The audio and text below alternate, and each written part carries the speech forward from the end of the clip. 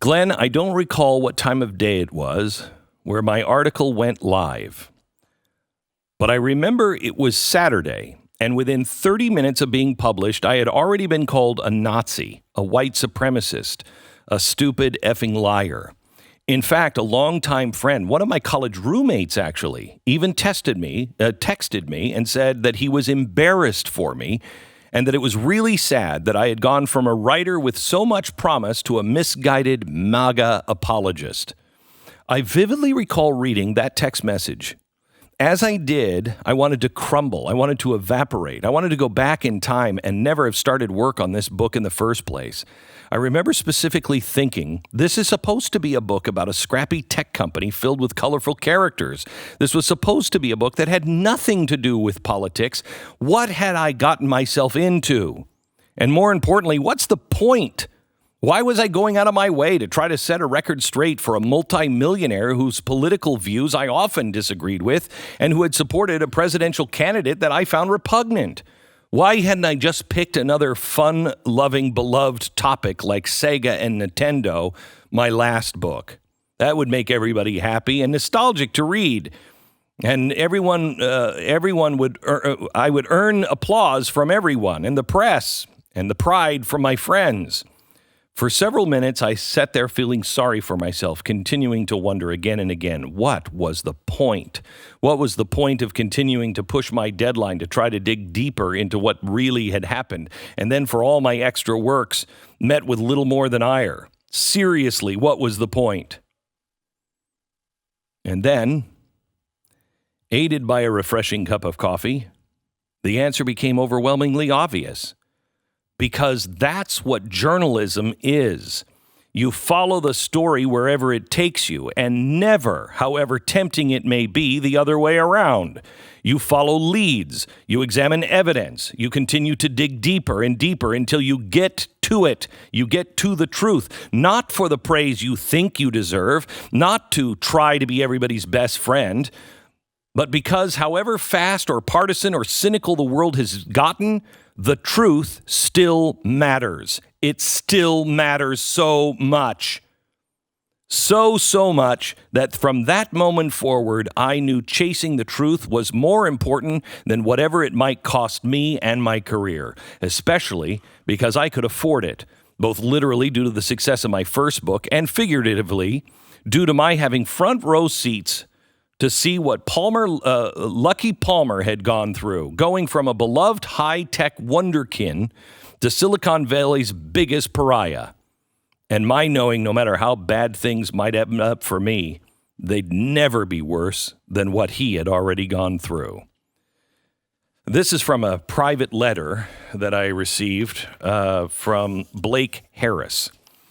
I got it a couple of nights ago, and I asked for his permission to share it. He's with us on the phone now. The book that he wrote that has cost him his career and his friends and his standing is The History of the Future. When he was on the program, 3 days ago, his book was 33,332. Last night, I got word that it hit number 4.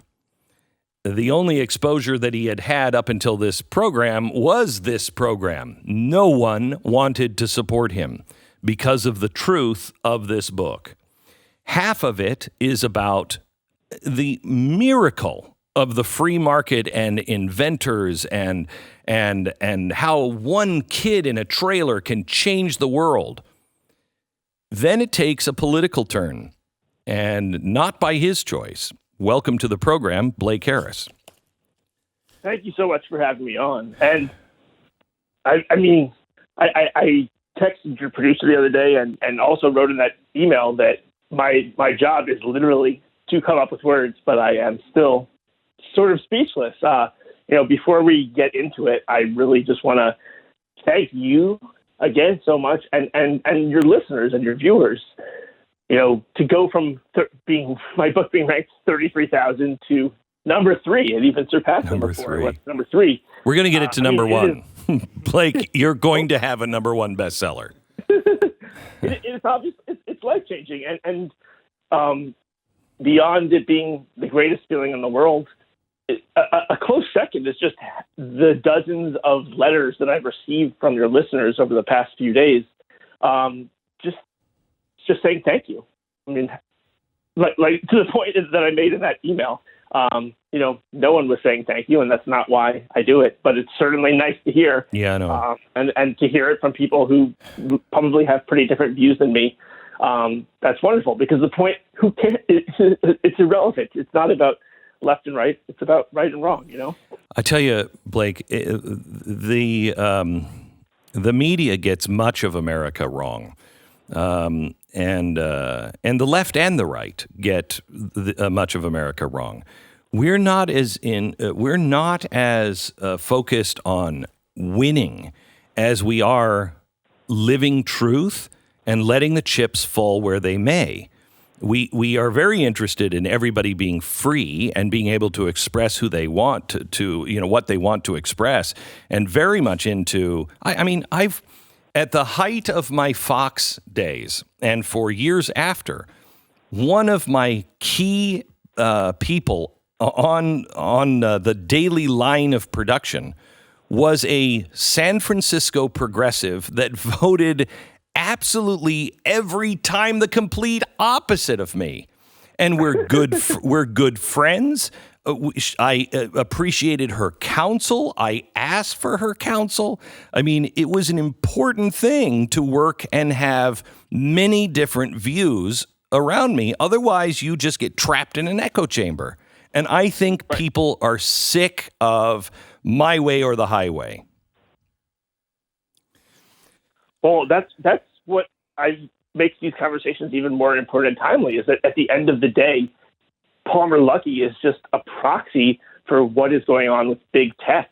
He is a high-profile story, but it's a story that so many people have experienced to some degree. Either it's happened to a friend, some sort of censorship, and Facebook's my way or the highway mentality is just going to keep getting stronger unless we push back on it.